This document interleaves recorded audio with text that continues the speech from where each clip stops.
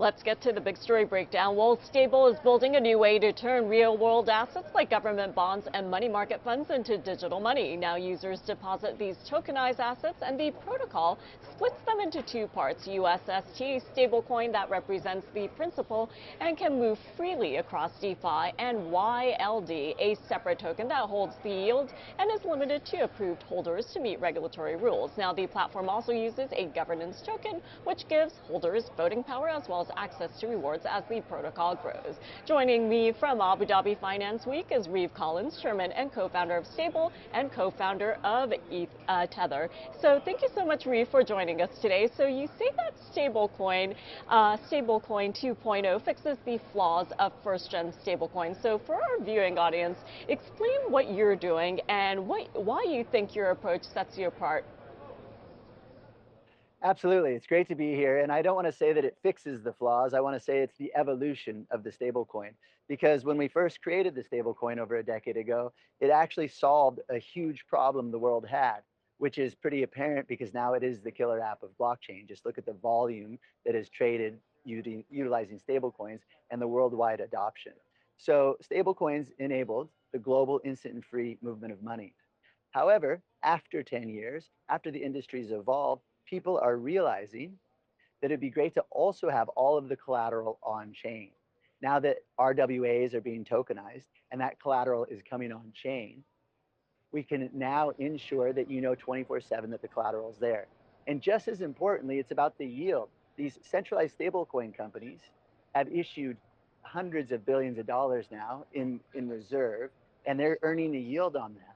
But the evolution is going to enable the community to earn that yield because we now have the technology. The technology is there to tokenize that yield. So it's now split from the principal. The principal backs the stablecoin, and the yield token goes to the user.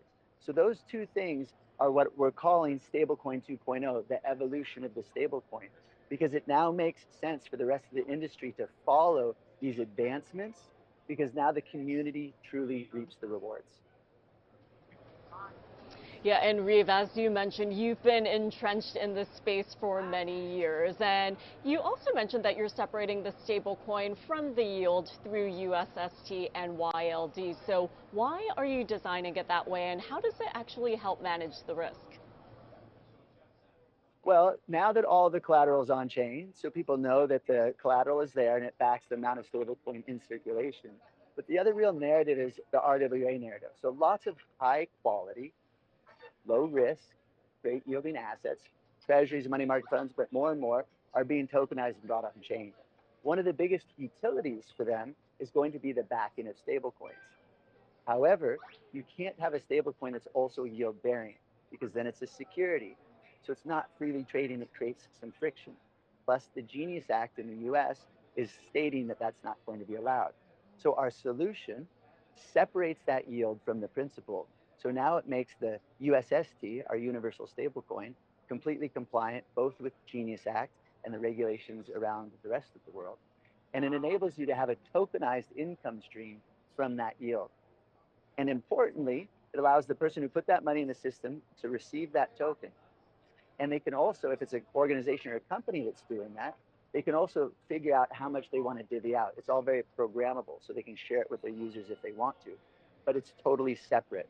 And that separation is what makes it regulatory compliant. And Reeve, I do want to get your take on who you believe should ultimately capture the value of the digital dollar, and what has to change for that to shift from institutions to everyday users? Well, look, it's a great question. And so, it's no surprise how successful stablecoins have become because it's very obvious, right? We now have a technology that enables you to move money globally, instantly, for free outside of banks. And so in the beginning, it made a lot of sense that these centralized institutions captured all of that upside. However, with the advent of the technology that we have today, Web3, wallets, and tokens, we now get to deliver on the promise. And the promise of Web3 is that the community, the people who have put the money into the system, are the ones that should reap the rewards. And so that's what this technology enables. So when you're saying, why are we enabling the community to get that? Because it is the natural evolution. Now that the technology is there, Wouldn't you want to be the one who puts the money in and actually get the rewards from it? And so you're going to get, the community is going to get about 80%. And yes, the platform keeps some money to keep the lights on to ensure that it can grow and scale. But the bulk of all the revenue that's generated from that ecosystem should be distributed to those people who put the value into the ecosystem. And the stablecoin 2.0, is just one of the first examples. You can also see the same thing taking place within banking. So Web3 banking and on-chain banking. There'll be a token, and that token will aggregate and collect most of the fees, and those tokens will all be distributed to the users. So these types of business model is what I believe to be the future. And that future will be delivering on the promise of Web3, because the community really should be reaping these rewards. And Reeve, finally, before I let you go, how far away are we from seeing stablecoins and tokenized assets play a mainstream role in the global financial system? So that's a great question.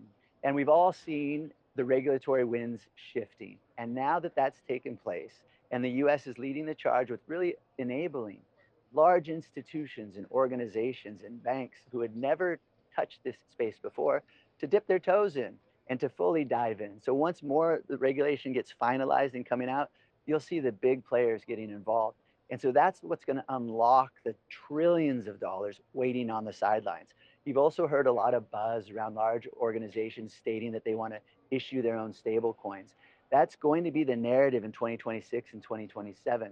And my prediction is all large ecosystems, it's not just banks and fintechs, but ecosystems and large companies that have kind of their own internal economy, they're all going to issue their own currency because it gives them more control, more data around their users, more revenue, more profitability, and the ability to actually give back to their users. So they're able to provide, they're able to move money much more efficiently within their ecosystem and then provide rewards to their users. So that's where I see this unfolding over the next few years.